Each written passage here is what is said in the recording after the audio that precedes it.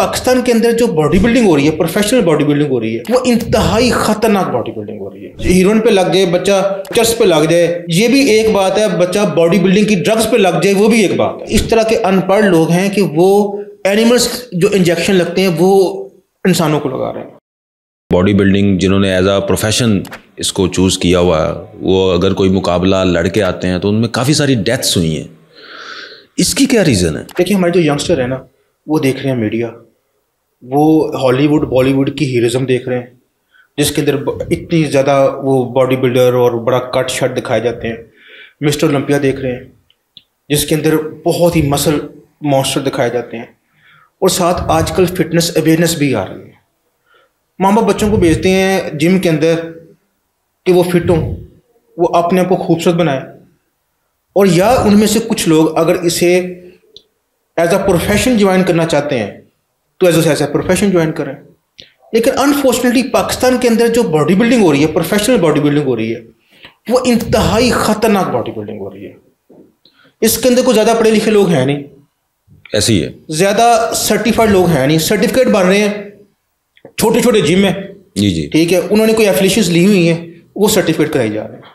और वो सर्टिफिकेशन लेके जो अनपढ़ के या कम पढ़े लिखे लोग वो समझ रहे हैं कि जैसे वो बहुत ही ज़्यादा वो पढ़े लिखे हो गए हैं, और वो लोगों को मिसगाइड कर रहे हैं, लोगों के गलत एंगल्स लगवा रहे हैं। और सबसे इंपॉर्टेंट चीज़, कमाई के लिए एक बच्चा भी जिम के अंदर आता नहीं है, और अगर वो ख्वाहिश का इजहार करे किसी ट्रेनर के पास, तो ये उसकी कमाई का सबसे बड़ा जरिया होता है कि उन्होंने ड्रग्स दिला दो।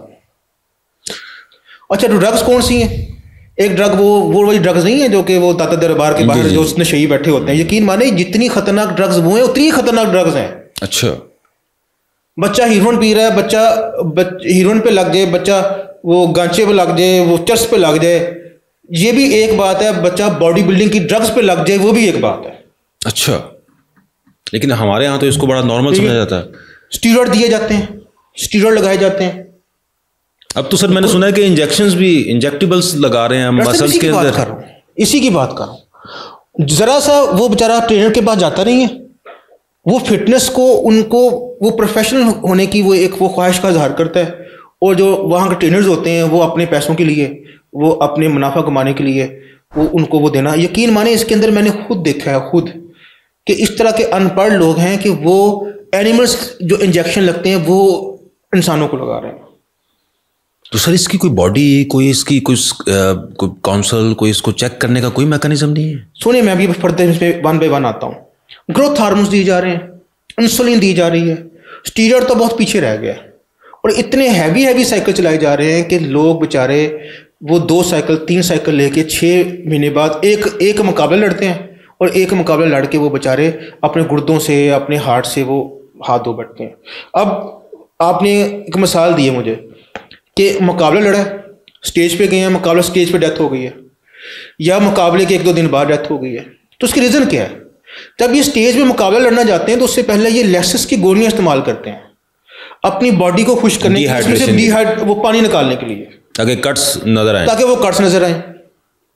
अब उस डिहाइड्रेशन लाने के लिए, उस कट्स लाने के लिए ये कितनी मकदार में वो ड्रग्स लेसिस यूज कर रहे हैं, ये किसी को नहीं पता। और लेसिस का सबसे बड़ा साइड इफेक्ट होता है कि वो इलेक्ट्रोलाइट्स इम्बैलेंस करवाता है। वो पोटाशियम सोडियम का इम्बैलेंस करवा देता है, पोटाशियम सोडियम कैल्शियम का। और ये पोटाशियम सोडियम हार्ट की कंट्रैक्शन के लिए बड़ा जरूरी है। सर वहाँ हार्ट फेलियर हो जाता है। हमने तो वो फर्स्ट ईयर में फिजियोलॉजी में हमारे प्रोफेसर साहब ने हमें पढ़ाया था कि जिंदगी क्या है, अनासिर में ज़हूर तरतीब, मौत क्या है, इन्हीं अज्जा का परेशान होना। तो आप देखते हैं कि हम डॉक्टर भी हम चीज़ों को, हार्मोन्स को बड़े देखभाल के यूज़ करते हैं, स्टीरॉयड को बड़ा देखभाल के यूज़ करते हैं, उसकी कॉम्प्लिकेशंस देखते हैं। यहाँ अनपढ़ बंदे हैं, जिम के अंदर टकाटक लगाए जा रहे हैं। आपने कोई काउंसिल नहीं है, काउंसिल बनी हुई है, सारे इन्हीं में से हैं, लेकिन वो सारे ये यूज़ करके आ रहे हैं। और यकीन माने, इतने ज़्यादा नॉन प्रैक्टिकल कर रहे हैं, इतने ज़्यादा हैवी डोजेस दे रहे हैं कि मैं तो इसके ऊपर कहता हूँ कि इसके ऊपर बाकायदा इनके खिलाफ केसेस बनने चाहिए। नहीं डॉक्टर साहब देखें, हम बच्चे, माँ बाप जो हैं वो बच्चों को, वो घर में सेटिस्फाइड हैं कि हमारा बच्चा जो है वो जिम जा रहा है, वो ट्रेनिंग के लिए जा रहा है, वो फिटनेस के लिए जा रहा है। अब माँ बाप को भी नहीं पता कि ये जो हैं ये वहाँ पे जाके इनको ड्रग्स पे लगा देंगे, स्टीरॉइड्स पे लगा देंगे, ग्रोथ हार्मोन्स पे लगा देंगे। देखिए ये हम किस तरफ जा रहे हैं। मैं आपको बता दूं, दो तरह की बॉडी बिल्डिंग होती है, प्रोफेशनल, इनहांस और अनइनहांस। अनइनहांस होती है जिसे नेचुरल बॉडी बिल्डिंग कहा जाता है। नेचुरल बॉडी बिल्डिंग पॉसिबल है। आप जो मूवीज के अंदर फिजिक देखते हैं वो पॉसिबल है क्या वो फिजिक ले लें, लेकिन उसके अंदर मेहनत ज्यादा लगती है, डिसिप्लिन ज्यादा लगता है, उसमें रिजल्ट आहिस्ता आते हैं। आपको प्रोसेस पे ड्रेस करना पड़ता है, वेट करना पड़ता है। जबकि दूसरे इनहांस्ड जो प्रोफेशनल्स करते हैं, अच्छा इनहांस बॉडी बिल्डिंग में पूरी दुनिया में की जा रही है, लेकिन under the supervision of doctors. तो वो बाकायदा पूरी टीम होती है, ट्रेनर्स होते हैं और पढ़े लिखे लोग होते हैं, वो डॉक्टर्स होते हैं। इसको क्या देना है, कितनी मिकदार में देना है, इससे क्या रिजल्ट निकालने हैं, उसके बाद क्या टेस्ट करने हैं। मतलब आपको कोई भी आपने मेडिसिन देनी है, आप चूंकि मेडिसिन से रिलेटेड हैं, कि आपने उसकी बॉडी वेट देखना है, उसके मुताबिक डोज देनी है। बच्चों को डोज हो रहा है, बड़ों की हो रहा है। तो हमारे यहाँ तो मतलब मैंने एक दो लोगों को समझाना की कोशिश की जो बॉडी बिल्डर्स थे हमारे पास आए बैकिक के लिए, तो वो इतने जो है ब्लाइंड फॉलोअर हैं अपने ट्रेनर के कि वो आपकी वो डॉक्टर्स की बात भी नहीं सुनते। भाई जी उनका है ब्रेड एंड बटर, उनकी रोजी रोटी है वो। उनको ये लगता है कि अब वो एज अ प्रोफेशनली ज्वाइन कर लिया, रिजल्ट्स उनके लिए बड़े इंपॉर्टेंट होते हैं। एक 1.5 लाख लिया जाता है एक बंदे से वो मुकाबले के लिए।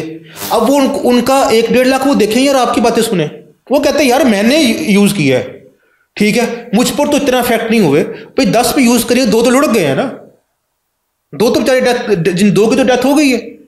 अगर 8 की नहीं हुई तो क्या 8 भी वेट करेंगे।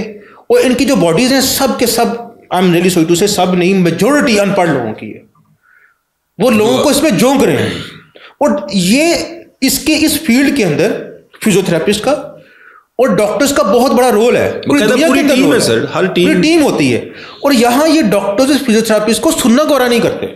सर हमारे पास इतनी इंजरीज आ रही हैं जो जिम रिलेटेड हैं कि जी ट्रेनर हमने वो ये कि अब वो आप एक, अब स्पेशली मैं आपसे बात करूंगा, आप चूंकि आपका इंटरेस्ट है फिटनेस में, कि 40 डेज चैलेंज, 50 डेज चैलेंज, उसमें वो जी हम आपको जो है ना 20 kg 30 kg वेट।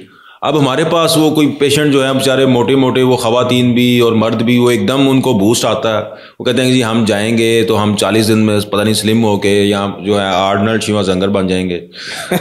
वो आप एंड क्या होता है कि जी 4, चौथे 5वें दिन या उनकी नी में पेन है या बैक एक निकल आई है, क्योंकि वो इतनी विगरस एक्सरसाइज कि आपकी बॉडी तो ट्रेंड ही नहीं है अभी।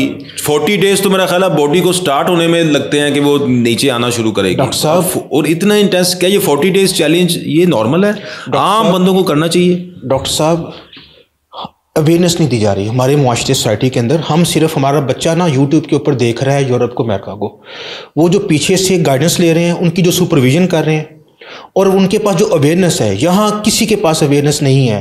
अब बॉडी कोई कार नहीं है कि उसे अभी स्टार्ट कर दो तो उसे आप 200 पे ले जाओ और उसे आप शट डाउन कर दो। आप देखेंगे हर 3 डिफरेंट किस्म की बॉडीज की टाइप है, एक्टोमॉर्फ है, मीजोमॉर्फ है, एंडोमॉर्फ है। तीनों की डाइट प्लान डिफरेंट है, तीनों के एक्सरसाइज प्लान डिफरेंट है, तीनों के टारगेट्स डिफरेंट है।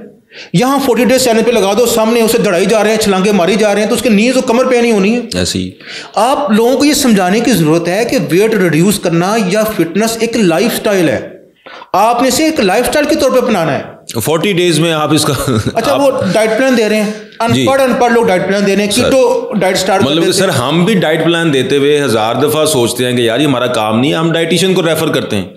अब ये लोग खुद ही डाइट प्लान दे रहे हैं और वो कीटो डाइट, ये एक बहुत बड़ा कीटो डाइट के अंदर आप देखिए पूरा हार्मोनल चेंजेस आ जाती हैं अगर अग्रेसिवली कीटो डाइट की जाए।